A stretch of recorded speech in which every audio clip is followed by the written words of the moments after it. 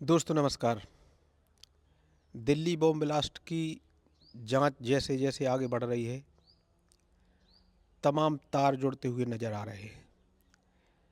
Delhi bomb blast के जो अभियुक्त थे, जांच में यह सामने आया है कि उनके तार किसी मौलवी से जुड़े थे, जो डॉक्टरी पेशा का विशेषज्ञ था। इतना बड़ा विस्फोटक एकत्र किया जाना और पढ़े लिखे लोगों यानी डॉक्टर्स का नेटवर्क सामने आना, यह देश के लिए एक गंभीर विषय है। एक तरफ इतना बड़ा विस्फोटक इकट्ठा किया जा रहा था और दूसरी तरफ एक डॉक्टर घातक रसायन बनाने के प्रयास में था एरंड के बीजों से। यानी यह बात तो तय है कि कोई बहुत बड़ी घटना को अंजाम देने का मंसूबा था इनका, लेकिन हमारी जो एजेंसी है वह काम कर रही थी। लगभग 10 दिन से एजेंसी बहुत तीव्र गति से सक्रिय थी और ऐसा लगता है कि उनका बहुत दबाव था, तो यह प्री मैच्योर विस्फोट हुआ। हालांकि जो लोग हताहत हुए हैं, जो लोग मारे गए हैं, यह कोई कम नुकसान नहीं है। यह उन लोगों से पूछो जिनके घर के मारे गए हैं। दोस्तों, इस बम विस्फोट ने, इसके पीछे जो पढ़े लिखे लोगों का डॉक्टर लॉबी का नेटवर्क सामने आया है, उसने इस भ्रांति को पूरी तरीके से तोड़ दिया है कि जो अनपढ़ लोग हैं, जो गरीब लोग हैं, जो आपदा के मारे लोग हैं, वह आतंकी घटनाओं को अंजाम देते हैं, वह आतंकी घटनाओं में शामिल होते हैं। यह बिल्कुल भी नहीं है। यानी एक बात पूरे तरीके से साफ हो गई है कि आतंक की घटना का ना तो गरीबी से संबंध है, ना बेरोजगारी से संबंध है। आतंक की घटनाएं जो लोग भी अंजाम देते हैं, उनका एक विशेष प्रकार की आइडियोलॉजी से संबंध है, एक विशेष प्रकार की विचारधारा से संबंध है, जिसके प्रति उनकी दीवानगी है और वह किसी भी हद तक सुसाइड बॉम्बर बनने को तैयार रहते हैं, खून बहाने के लिए तैयार रहते हैं। इसलिए हमारे देश में जब भी कोई आतंकी घटना घटती है, तो उसके कुछ समय बाद तमाम सेकुलरिस्ट, राजनेता, एनजीओज के लोग, मानवाधिकार के नाम पर तमाम तथाकथित पत्रकार, यह जो वेश्या विलाप में जुट जाते हैं कि वह डॉक्टर का बेटा था, वह पढ़ा लिखा है, वह पीएचडी है, वह मास्टर का बेटा था, और ऐसी दलीलें देकर जो आतंकियों को बचाने का प्रयास करते हैं, तो यह बात गौर देने की है कि यह जो लॉबी सामने आती है इन आतंकियों के बचाव में, अब इन पर भी आतंकियों की तरह इनके साथ भी बर्ताव करने की आवश्यकता है।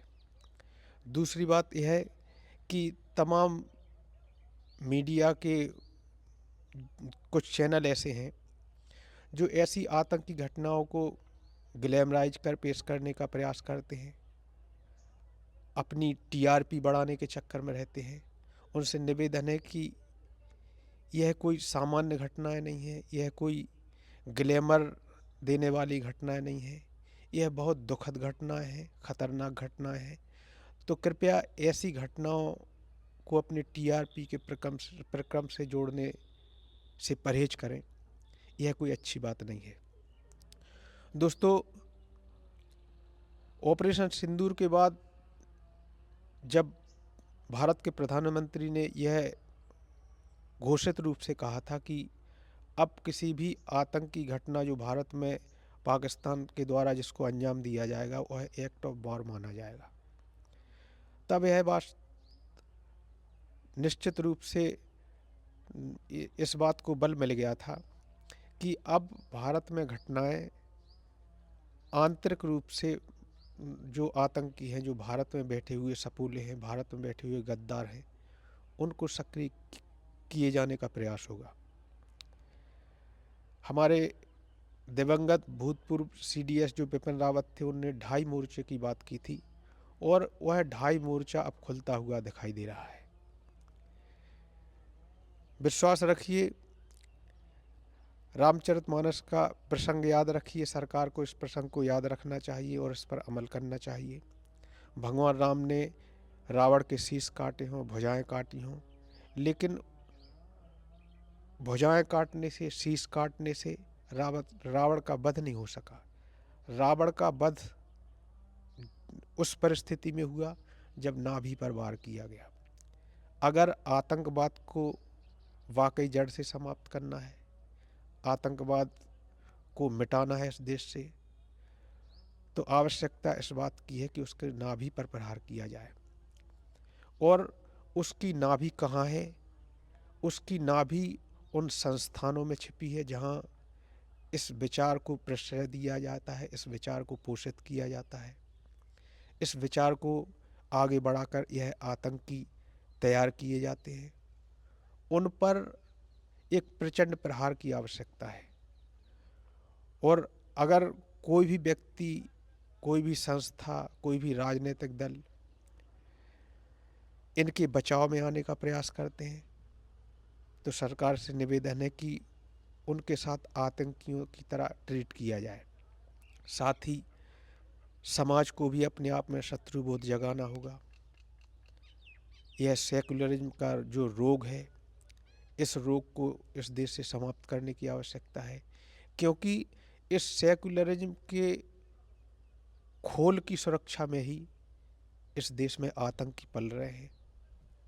राजनीति उनको वोट बैंक के चक्कर में प्रश्रय दे रही है सेकुलरिज्म के नाम पर, और समाज के लोग अपने आप को पॉलिटिकली करेक्ट दिखाने के चक्कर में यह जो सेकुलरिज्म का खोल ओढ़ लेते हैं। इस सेकुलरिज्म के खोल को अब उतारने की आवश्यकता है, अन्यथा यह समाज, यह राष्ट्र, यह देश बहुत बड़े एक नुकसान की तरफ बढ़ रहा है। एक बहुत बड़ा नुकसान जो 1947 में इस देश ने भोगा। अगर यही स्थिति जारी रही तो यह देश, यह राष्ट्र, यह समाज एक बड़ी त्रासदी की तरफ बढ़ रहा है। सावधान रहने की आवश्यकता है, सतर्क रहने की आवश्यकता है। अगर समाज में कोई व्यक्ति की गतिविधियां संदिग्ध नज़र आती हैं, तो समाज का यह कर्तव्य है, इस राष्ट्र के प्रत्येक जिम्मेवार नागरिक का कर्तव्य है कि उसकी जानकारी सरकार तक, सरकार की एजेंसियों तक पहुंचाने का काम किया जाए। धन्यवाद।